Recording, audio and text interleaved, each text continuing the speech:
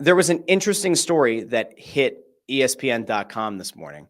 I am not necessarily one who loves going to ESPN Plus to have to read things behind the paywall. But I guess on a positive note, I have ESPN Plus, so I'm able to read the article. Now, I'm not going to read all of this out to everybody because it would make for a very long and boring and droning kind of content. But Bill Barnwell put out his list of predicting the 5 NFL teams most likely to decline in 2024.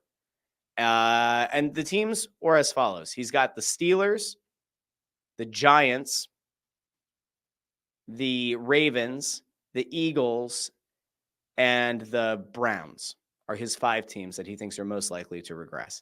And he did note that with the Eagles selection, that this might have been the toughest decision. Like this might have been the one that was the hardest. So we're gonna throw to this story a little bit, and we're gonna be careful here because it's behind a paywall. You gotta be careful how much of the story you show or whatever. But okay, so here we go. Here's Barnwell's take on the Eagles, at least as of right now. Let's see. Does that look prettier on the stream, guys? Let's see. That's better. All right, so he does note the fact that the Eagles had a sensational run and then things fell apart at the end of the season. I will tell you that the thing that he is the most worried about, I guess, if for the Eagles or for Eagles fans, is that last year's second half when the wheels really fell off might be indicative of things to come.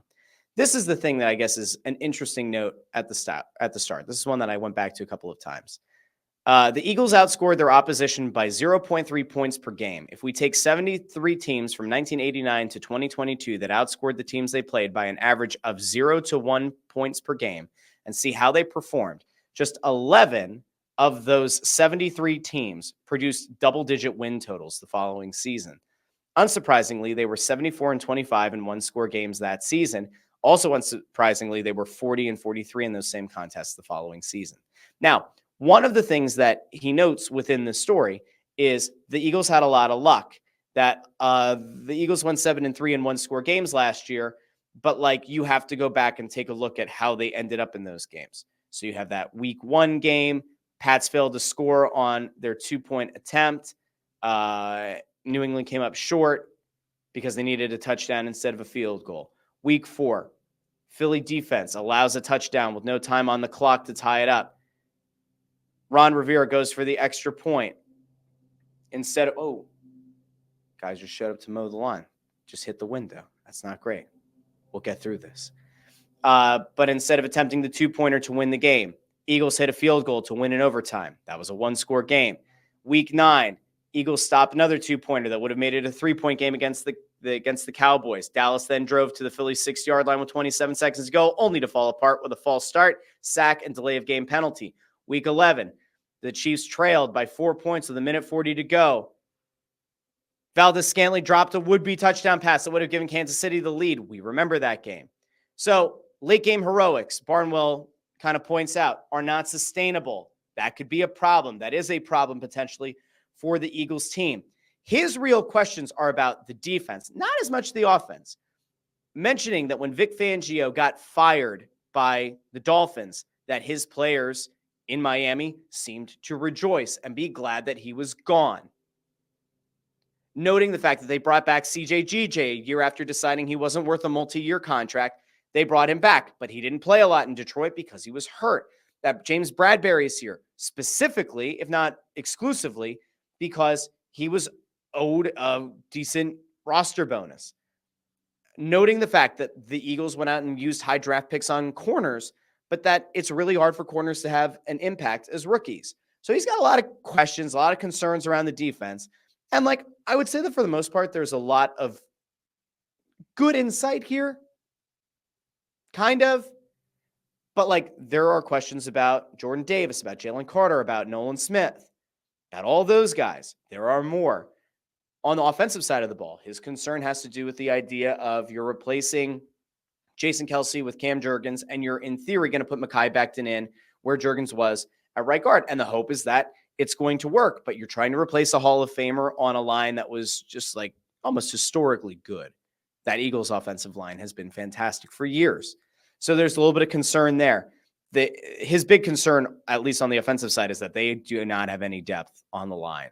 And that some of the guys that were either expected to compete or had been, competitive and useful in recent years, that those guys aren't here anymore. So those are concerns as well. But ultimately, and this is where I think that there's a little bit of misguidedness in his analysis, every team has problems. Every team has holes. Every team has moments where they look like they have no depth, and then the season starts and somebody does get hurt, and a guy that was expected to do absolutely nothing of value ends up becoming a starter caliber player. It happens every year. What the Eagles defense really needs to do is create havoc. I think that's ultimately going to be the thing that helps this team get back into their winning ways. You need to have a positive turnover differential. You have to make sure that you don't fall apart late in games. You can't have the defensive coverages, blown assignments, and everything that happened late in games that were happening down the stretch last year. I'd also point out that, the Eagles last year, I think, had the 11th strongest schedule, 11th strongest opposition strength schedule. They have the 8th easiest schedule this year, at least entering the season. That has to account for something. It has to mean something. So I get it. And I would encourage you, if you have ESPN Plus, if you can go read the whole story, there's some good insight. But ultimately, this comes down to whether or not Jalen Hurts and this star-studded offense are able to go out and just outscore teams. And in theory, it'd be great for the defense to be better than it was a year ago. And they're going to need to be if you're going to try to compete for a Super Bowl. But in theory, this offense should be able to go out and outscore just about any team you're going to play against. They should be able to. I'm going to go out to the comments. Let's see. Where are we at?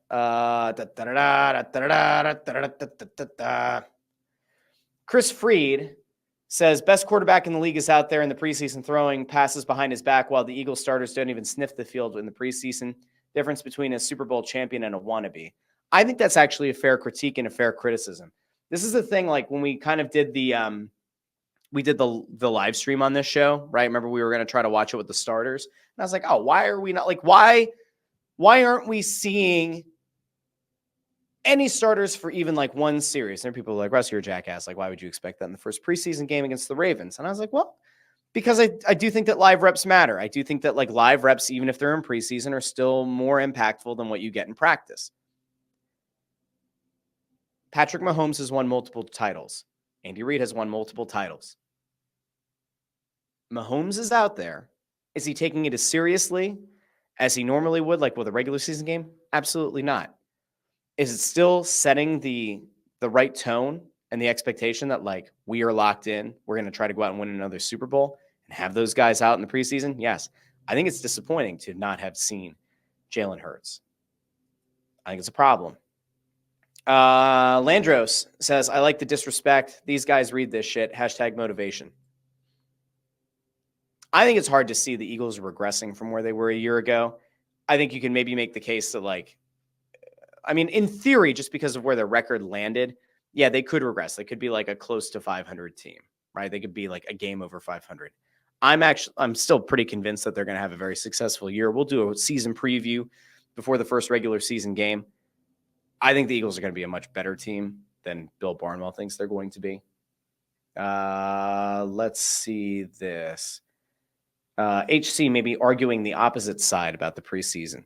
How many times did Wentz get hurt in preseason? Too many. Andrew Fawcett says, Eagles collapse was epic, though. It could say more about the team construction than we think.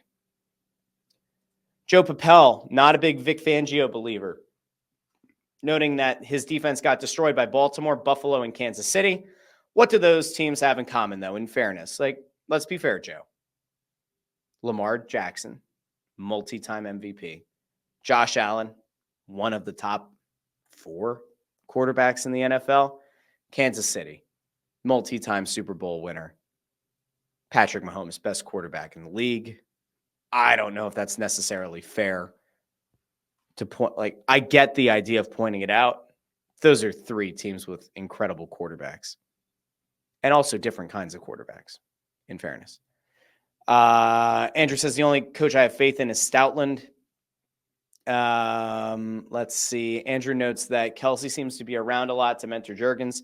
Well, remember, he kind of helped pick his successor. So you would think that it does matter to him to see Cam Jurgens have success at the NFL level, to have success taking over as the center of the team. Here's the thing about Kelce, right?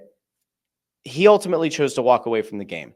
He chose his health. He chose his family. He thought that it was the right time. He still has to have some kind of vested interest in the Eagles being successful, right? Like, he'll be a Hall of Famer. He'll go in as an Eagle. We all know this. He still lives in the area. Presumably, he's going to serve as an Eagles ambassador from now until the time, that he's ready to depart this earth, right? So he's going to want to see the team do well. He put his neck out there to some extent, big meaty neck. He put that neck out there for Cam Jurgens. He wants to see the guy succeed. And if he does, by the way, that proves that he's done a good job of at least scouting the center position. Perhaps that's a way for him to remain in the organization and around the team. Could we see a scenario where Jason Kelce maybe doesn't serve as an offensive line coach, but maybe is serving as some form of a scout? It's entirely possible. JToxic49 countering the Wentz argument. Never understood why it matters if a guy gets hurt in the preseason. Aaron Rodgers not lasting one series in game one.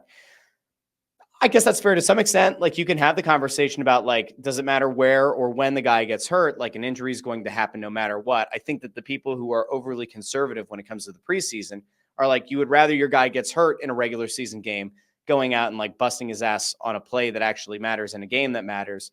Whereas if you have a guy gets hurt in preseason and ends up missing 10 weeks or ends up missing the entire season, you're like, wow, we played him in a game that meant nothing. He got hurt, and had he not played in that game, maybe he doesn't get hurt. It's a whole lot of whataboutisms, right? Sean C. says, if Hurts and company don't play a series or quarter on Saturday, it's a joke. The bait and switch in Baltimore seemed like a blatant dig. It was pathetic. Again, this is where like McClain, John Clark put out that Sirianni said he wanted to get his starters in for at least a series. It didn't happen. I agree. You have to see these guys. It's not like we don't know what Jalen Hurts is. It isn't like we don't know what Saquon Barkley and A.J. Brown and Devontae Smith are. But like, there are concerns and there are questions about the defense. And like, as an Eagles fan, you should hope to get to at least see some sample. You should at least be able to expect to see a little bit of what this team is going to look like ahead of time. Kind of whet your whistle a little bit. Let's see. Andrew says, Sirianni's "I'm smarter than everyone" attitude is bordering on Chip Kelly territory. I don't know if that's fair. I don't know how much it's I'm smarter than everyone. Maybe it's that. I just think that Sirianni's in this like really weird position where everybody seems to think that he's just a glorified cheerleader and that he has a lot to prove this season. He better execute. This team, listen, we said this on the show a few weeks ago. Bill Belichick is reportedly monitoring the Eagles and the Cowboys situation. The Eagles fired a defensive coordinator before the end of the regular season last year. If this Eagles team starts out 0-2, 0-3, and Bill Belichick is realistically like in play, those rumors are going to get very, very loud. And all of that conjecture that was kind of being thrown out there in like the Boston area and like maybe, on a secondary, tertiary podcast by an ESPN reporter, that all probably starts to become a much bigger question. Who's going to replace Nick Sirianni? So it's imperative for Sirianni that the Eagles season starts out strong, or he will end up being on the hottest seat in all of the NFL.